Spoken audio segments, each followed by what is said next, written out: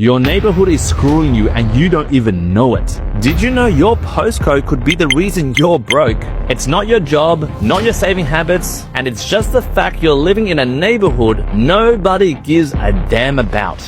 Because right now in Australia, where you live isn't just about lifestyle.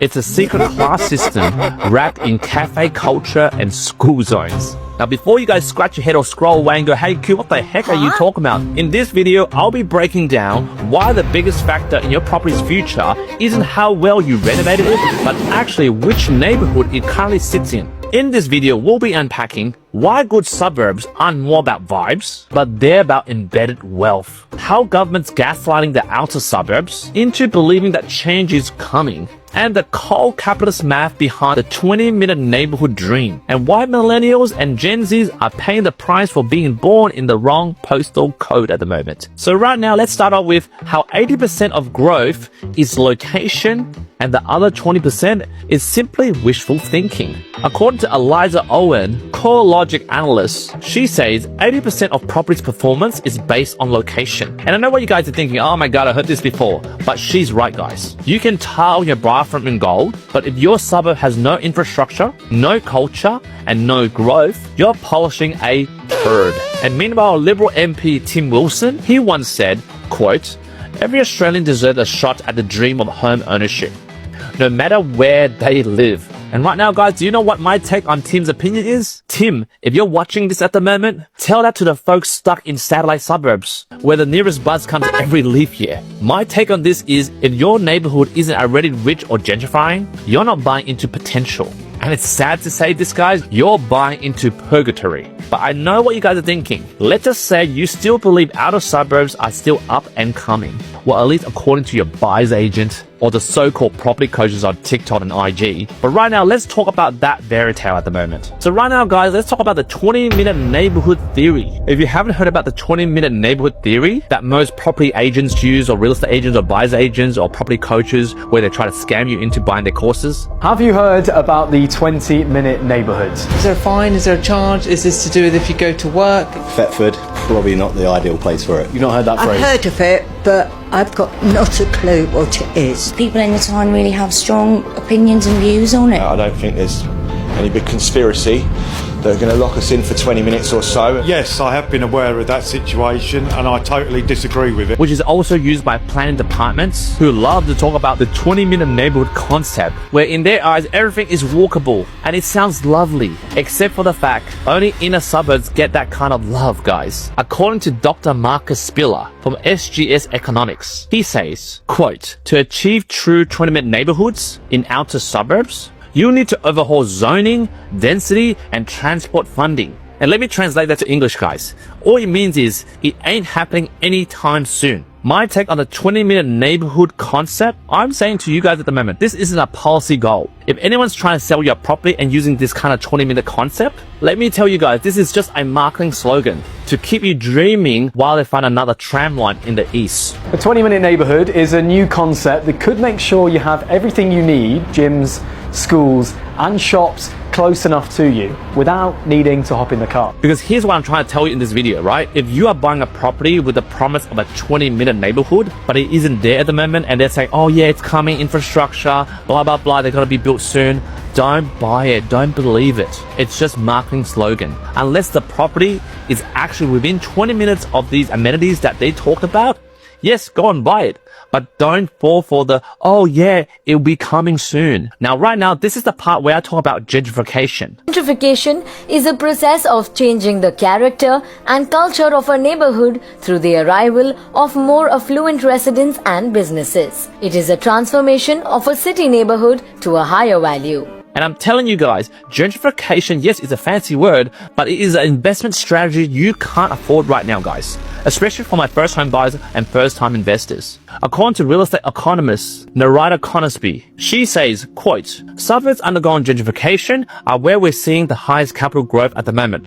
Like, yeah, no shit, Narita. Because here's my take on her comment, guys. By the time a suburb is gentrifying, I'm telling you guys, the prices have already soared. Because guys, you're not investing, you're arriving late to a party where the drinks are now $25. For example, take Footscray in Melbourne's west. It was once a working class suburb. It has undergone a significant gentrification over the last 5 years. And according to CoreLogic, the median house prices in Footscray increased by approximately 40% from 2019 to 2024. Similarly, in Sydney, Merrittville has seen substantial growth. CoreLogic data indicates that the median house prices in Merrittville rose by about 35% over the same period, and it's driven by its proximity to the city and its bougie cafe culture. And in contrast with this, let's look at St. Mary's in Western Sydney. While it has seen similar growth, the area still faces challenges.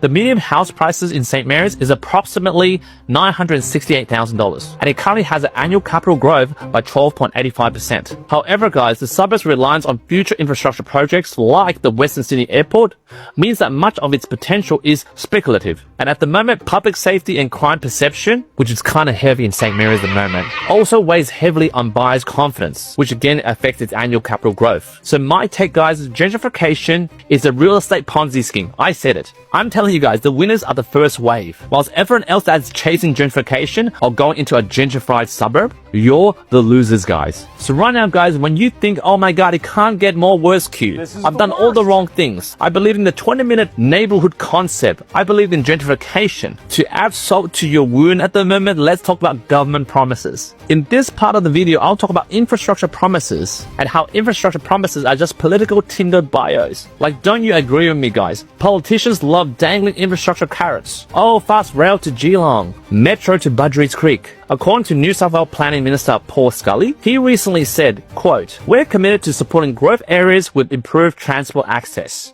End quote. Yeah, sure, mate. Like right after you finish widening the road to the next developer's golf club. Like consider the case of Budgeries Creek in Western Sydney. Last I heard, it was announced for the site for the Western Sydney Airport. And the area has been the focus of numerous infrastructure promises. However, guys, as of 2024, many of these projects remain planning stages at the moment, and most of them have limited tangible progress. And for you Melbourne folks or Victorian folks that are watching this at the moment and following me at the moment, in Melbourne at the moment, the suburban rail loop, you know what I'm talking, right?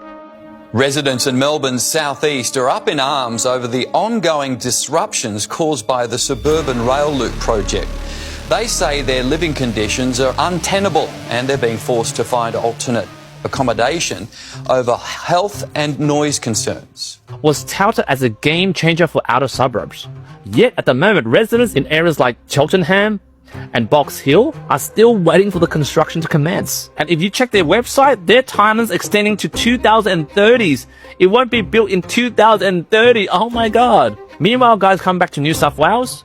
Suburbs like Blacktown have been waiting for promised upgrades for years. I mean, guys, despite being a major hub in Western Sydney, Blacktown's infrastructure has been lagged. Like currently with residents facing overcrowded trains, limited public transport options, and the median property prices for a house in Blacktown is currently $1,052,000, with a capital growth of 10.16% according to CoreLogic RP data. And it makes you wonder, guys, is this type of growth just being fueled by speculative talk of so-called infrastructure upgrades? And will this growth hold? So this is my take, guys. Infrastructure announcements are like dating apps. You know what I'm talking about. You go on someone's Tinder, look at their bio. It sounds great, they look great, but rarely do they deliver.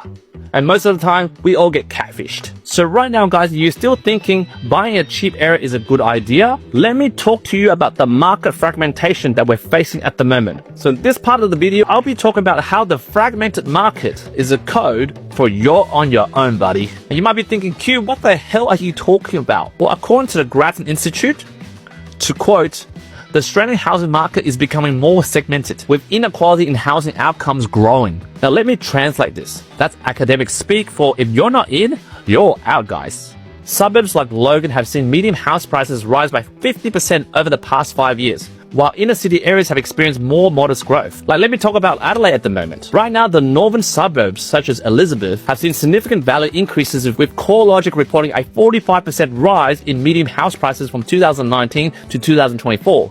However, guys, not all suburbs have shared the same growth. For instance, guys, back to Blacktown. Units in Blacktown have experienced a decline at the moment, with an annual capital growth of minus 4.59%. Now, this indicates that not all property types in the suburb will perform the same. And investors like you that are thinking about buying property need to do their own due diligence. And here's another bonus tip, guys. Don't just look about potential infrastructure or be convinced by the 20-minute neighborhood concept. Like, for example, let's take a look at Bankstown at the moment. I don't know whether you've heard, it's like national news at the moment, but in April 2025, like last month, a 45-year-old mother, T. Kim Tran, was abducted from her home and later found dead in a burnt-out car. The devastated family of a Sydney mother kidnapped in front of her terrified children, then murdered, is tonight demanding justice. Kim Tran was dragged from her Bankstown home at gunpoint. Her young son was seriously assaulted in a crime so brutal even seasoned police remain shocked.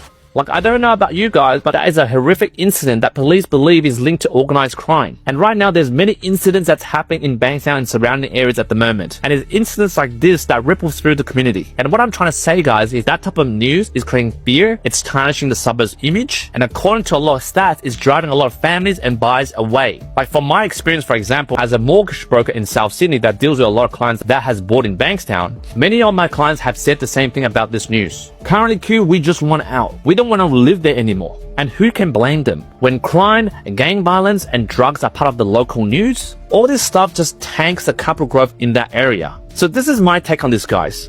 Don't be fooled by potential infrastructure upgrades. There's got to be a 20-minute neighborhood fantasy that will be around your suburb in the next 5 years. And even at the moment, if that suburb, for example, Bankstown, does have those two components, also consider the crime rate, the gang violence, the drugs that affects that suburb. And these are the main three things that the real estate agent, the buyer's agent, and the property coaches don't talk about, because they just want you to buy their course and buy the goddamn property they suggested to you. And in summary, guys, let me also roast myself. I keep saying this before in my past videos. I keep telling people, oh, just buy where you can afford. But guys, take that with a grain of salt. Because if you're buying in a low economic growth suburb and not really think about the due diligence that's involved here, that's kind of like economic quicksand, guys. Meanwhile, developers, politicians, and boomer investors are laughing. And while you do this and while you listen to me without applying your own due diligence, boomer investors like my clients at the moment are laughing their way to equity heaven funded by your dream of just getting a foot in. And meanwhile, the banks that I represent as a mortgage broker, they'll lend you the rope to hang yourself, only after then to repossess your house when interest rates climb further. So if you watched so far, here's the truth, guys. Your neighborhood isn't just where you live. It's your financial fate, guys. So for those that are watching this at the moment and want to play smart, I suggest two things. Either book a 50-minute strategy call with me or a 60-minute deep dive where I can go through your individual situation and tailorize a holistic game plan that suits you, rather than you watching some of my videos and apply my broad concepts like, oh, buy where you can afford right now, and blanket rule apply that to your property strategy. Even though I like you watching my content and following me, but to be honest, guys, that is a very silly thing to do, because every person is different and every person deserves a unique strategy. But all in all, guys, if you like this straightforward, blunt, no BS type of video, I suggest you subscribe, hit the like button, hit the share button, share it to your mates who need more information like this. And until next time, I'll see you in the next couple of days for another episode of That Property Roast.